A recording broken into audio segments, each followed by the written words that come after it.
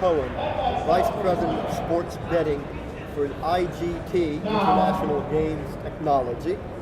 And Charles, everybody knows IGT. It's a great international company, is appropriate for its name. But most people think of IGT in terms of lottery and slot machines and casino systems. But you have a very substantial sports betting business. Can you tell us about it? We do. Hi, thank you.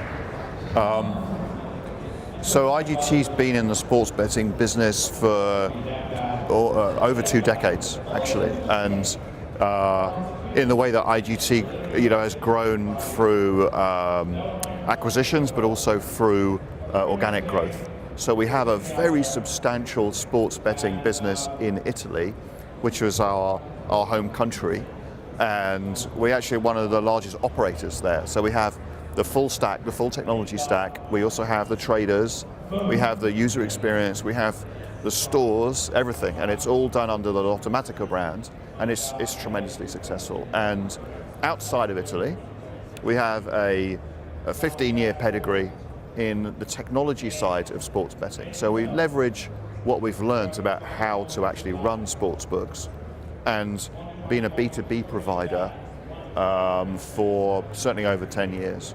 And we have customers all over the world who have used our technologies. So when we started to look at the US, which was about 5 years ago now, and we formed a partnership with MGM to bring our platform over, we already had a mature system from all these other markets, and it was a challenge technically to bring it across, but we were able to leverage all of that knowledge. But you're right, it's interesting. People see us as a slot provider or the systems providers, and it's a two-edged sword, because on the one hand we're trusted in that role, but on the other hand our credentials in sports betting the story needs to be told again, but we're a big player in all of it, and we're very proud of what we've done, so we're not trying to hide it. Can you tell us a little bit about how you see sports betting unfolding in the United States and the opportunity that IGT intends to seize? Yeah, so to put it simply, I see sports betting as the third leg of the stool.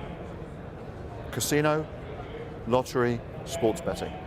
And we see it as a strategically incredibly important part of the industry, and it's going to be a major element of every part of the gaming industry in the US in the next 50 years.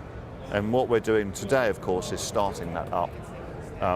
But it's not a bit like the way that all other gaming works in the US. It's on a state-by-state basis. So I've said this more than once.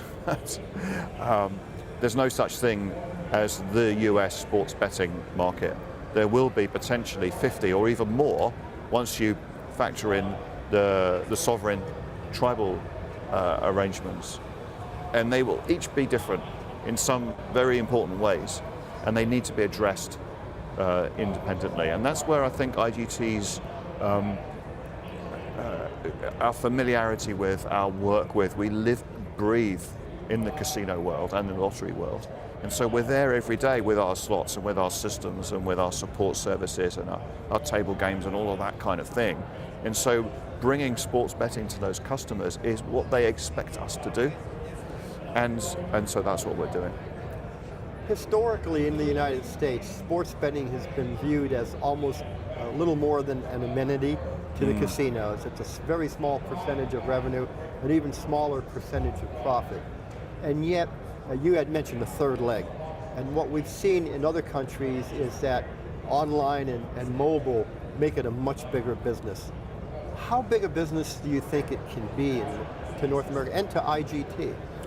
So, I try to avoid getting into the crystal ball gazing business, because I think honestly, the Eilers statistics, which I think are probably the most robust, certainly the methodology is pretty good. Even they are having to revise their model already, given the experience that people have had. If you look at the difference between New Jersey and Mississippi, you can see how the structure of a market and its history and its readiness for sports betting can profoundly impact the speed with which sports betting grows. We think that the consumer is the consumer wherever you happen to be. There's no reason to believe that a consumer in Iowa or Illinois or Mississippi is somehow more or less likely to want to do sports betting than someone in Nevada or New Jersey. Okay, so it's a question of the number of people, the availability of the offer, and the freedom with which operators are able to attract customers and service them in a market. One of the really interesting questions that has yet to be answered is whether the US or any of the US states will evolve towards a European model. Because at the moment they're not. They're still all linked somehow to either a casino or a track or a lottery. So the existing providers of gambling, or the traditional providers of gambling in each state, are the ones who are given the ability to add sports betting as a service on top. And even in New Jersey, where you've got multiple skins, they are all somehow anchored to a casino property. Now, I completely understand the reason for doing that, but if you wanted to go to a full European style offering, where you had essentially the market consisting entirely of pure sports betting businesses, you know, the likes of a William Hill's, Ladbrokes, Bet365, Paddy Power, you have to sever that link, because you need to allow people to come in who don't have a casino, right? Now that's sort of starting in New Jersey, but in a very limited way, and West Virginia is planning to do it the same way. How it pans out is anybody's guess, which is why I think it's very difficult right now to make accurate forecasts. We see our role in all of this confusion as having our customers back. So regardless of how a market expands, regardless of what the rules are around player registration or using mobile, or whether you can or can't bet on local teams, our job as their platform provider is to give them the capability to do whatever it is that their market and their business allows them to do. And that is a much easier said than done, because of the very, very many different varieties in which these markets work out, and the fact that we simply cannot predict that, you know, a new state X is going to regulate in a certain kind of way. You do have a lot of lottery contracts. Yes. Does that more than one? More than one. And one of the models, if that's the right word, it might not be, is that a lot of the state lotteries want to be on the action too. Mm-hmm. And in some ways, the casinos, in some cases, they want to maintain a monopoly on sports betting. Does that put IGT in an advantageous position, or maybe a bit of a not a contentious position necessarily, but one in which there's got to have some political sensitivity? So we're like Switzerland, right? Right. We're studiously neutral, and we have to be, you know, just for the size of the business, the complexity, and so we just simply don't take sides.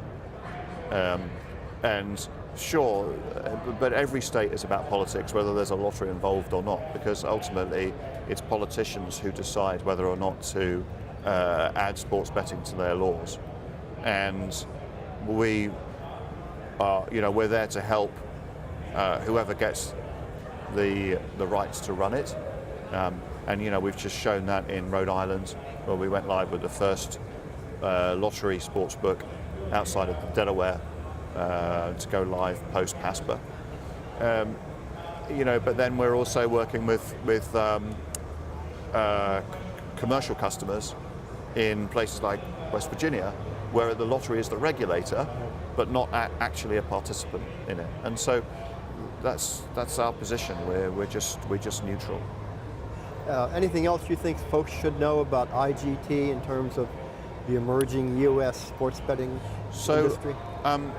One thing that's interesting to me, and actually just walking around this show, is and it goes back to the question that you asked about the online mobile. So everyone's very excited about the digital side of it, but actually the reality is that the one thing that everywhere will have in common is that sports betting is almost always going to be anchored to these casinos for quite some time, if not forever. And the challenge of building a sports book and running it inside a casino, staffing it and having equipment, is completely new to nearly every casino in the US, apart from the guys in Nevada, who've been doing it since 1950 or something. And what we're finding is that this is not just about technology. This is about service, and this is about understanding operations, and it is about being able to help a casino operator who's extremely good at managing a slot floor, who totally understands all of their processes around table games. They've got their cash room, as efficient as it possibly can be, and all of a sudden dropping an entirely new business into that property with all of the challenges that creates. Those are not problems that you solve with a piece of technology. They're problems that you solve through education, through mentoring, through a level of support, which we think that you don't just get by reading an operations manual.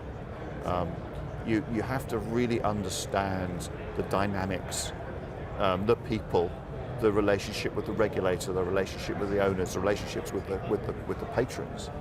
And I was astonished. There was one supplier who I won't name, who's coming in from Europe, who said on a panel, not this show, a few months ago, that they'd never heard of this thing called Title 31, and why do people need to pay taxes in the US on gambling winnings? I thought, how could you? It was astonishing to me that a company that's offering itself up as an expert doesn't know something as basic as the tax laws in the US. And I think a lot of people are going to get found out. And I think that the customers for us, the casinos, are going to realize that they're taking on more than a new product with this. And that's where we feel that we have a little bit of a home team advantage. That was very, very articulately stated IGT competitive advantage. Charles, thank you very much. Thank you. Thank you.